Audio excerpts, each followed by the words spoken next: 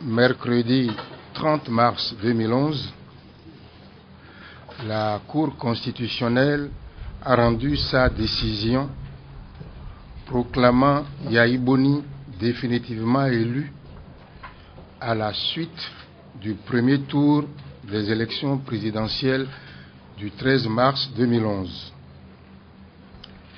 Elle confirme purement et simplement celle qu'elle a rendue à titre provisoire le 20 mars 2011, balayant d'un revers de main les irrégularités et fraudes massives avérées qui font de ce scrutin une parodie d'élection et la honte de notre démocratie.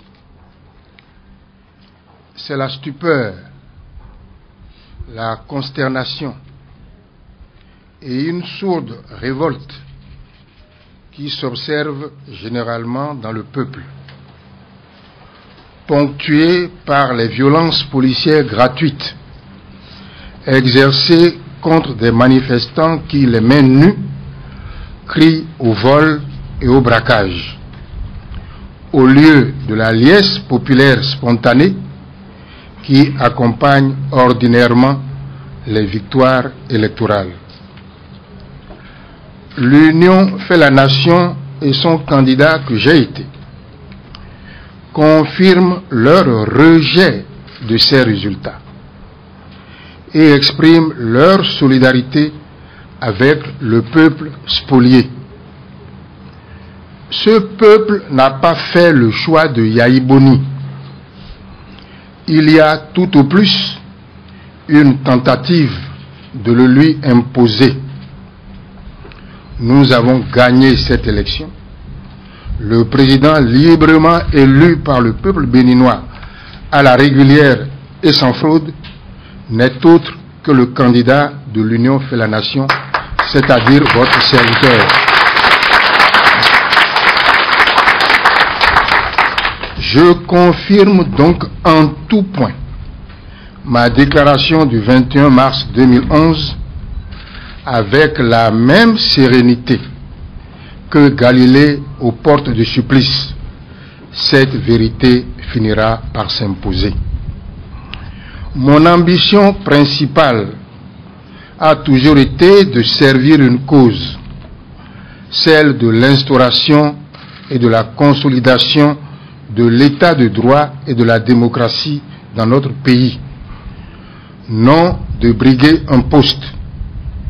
J'ai renoncé à être candidat aux prochaines élections législatives. Cette renonciation était prévue de longue date. Un processus électoral calamiteux en a fait un symbole de mon refus de l'imposture.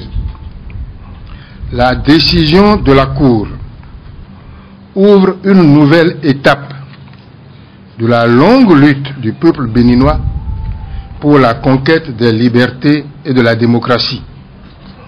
Ce qui se passe actuellement dans notre pays n'est pas un épiphénomène. Il s'agit bel et bien d'une attaque en règle contre notre démocratie et l'état de droit. Cette régression est intolérable. Elle vise à ramener le Bénin au rang d'une république bananière. Tous les indicateurs le prouvent.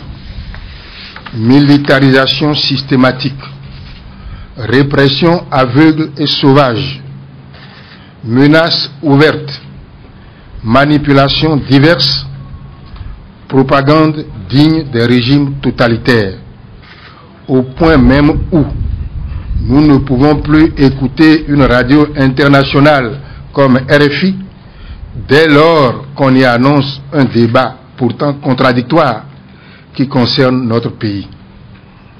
Aucun patriote béninois ne peut rester indifférent à ce qui se projette.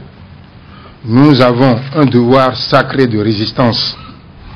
Cette lutte est celle de notre peuple. Je prendrai ma juste part, toute ma part, aux côtés de l'un et de toutes les forces politiques et sociales. aux millions de Béninois qui m'ont accordé leur suffrage, à toutes les forces vives de la nation, je dis que les dictatures se nourrissent de nos silences, de nos hésitations et de nos peurs. N'ayons pas peur.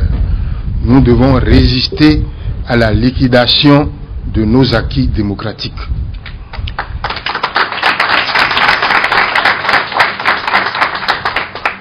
À la communauté internationale, nous lançons encore une fois un appel au discernement.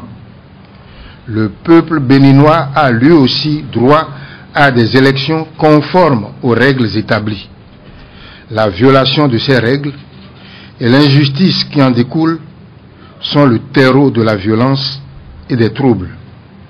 Notre peuple aspire profondément à la paix, mais il aspire tout aussi profondément au droit de choisir librement ses dirigeants par des scrutins justes et transparents. Nous sommes debout et notre peuple avec nous. Je vous remercie.